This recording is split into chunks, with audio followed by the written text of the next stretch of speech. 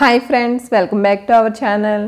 ఈరోజు నేను మీకు ఇంట్లోనే ఎంతో ఈజీగా వేపాకుల పొడి ఎలా తయారు చేసుకుంటానో ఈ వీడియోలో వివరంగా చూపిస్తాను. ఇలా ఇంట్లోనే వేపాకులతో పొడి తయారు చేసుకుని ఉంచుకుంటే దీన్ని మనం ఫేస్ ప్యాకుల్లో అలాగే హెయిర్ ప్యాకుల్లో కూడా ఉపయోగించుకోవచ్చు. అలాగే ఈ పొడితో మనం వేపాకు సబ్బు కూడా తయారు చేసుకోవచ్చు. ఇప్పుడైతే నేను ఇలా వేపాకులను తెచ్చుకుని అందులో కొన్ని పాడైపోయిన వేపాకుల్ని తీసేసి ఇలా శుభ్రం చేసుకున్నాను. కాడలు అవి మొత్తం అన్నీ తీసేసి ఇలా వేపాకుల్ని శుభ్రం చేసుకున్న తర్వాత ఈ వేపాకుల పైన దుమ్ము అది చాలా ఎక్కువగా ఉంటుంది. అందుకని వీటిని ఒక 2-3 సార్లు శుభ్రంగా నీటితో కడుక్కోవాలి. ఇలా వేపాకుల్ని 2-3 సార్లు నీటితో శుభ్రంగా కడిగిన తర్వాత ఈ వేపాకుల్ని ఇలా హోల్స్ ఉన్న ఒక గిన్నెలోకి తీసుకుని నీళ్లు మొత్తం వాడిపోయేంత వరకు పక్కన ఉంచుకోవాలి. నీళ్లు మొత్తం వాడిన తర్వాత ఈ వేపాకుల్ని ఒక కాటన్ క్లాత్ పైన పల్చగా ఆరబెట్టుకోవాలి.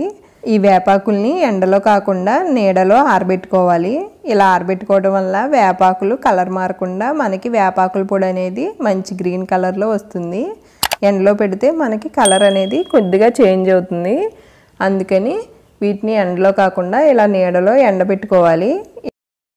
ఇలా 4 రోజులు ఎండిన తర్వాత మనకి వేపాకులు అనేవి పూర్తిగా ఎండిపోయాయి.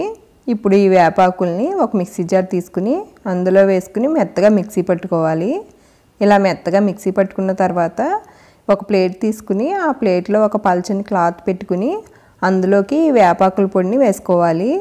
ఇలాగా వస్త్రకాళితం చేయటం వల్ల మనకి వేపాకుల పొడి అనేది చాలా మెత్తగా ఇలా మొత్తం జల్లించిన తర్వాత అడుగున ఉన్నదాన్ని తీసేయాలి. ఇప్పుడు మనకి ఈ పొడి చూడండి ఎంత మెత్తగా వచ్చిందో, చాలా మెత్తగా వస్తుంది ఇలా జల్లించుకోవటం వల్ల.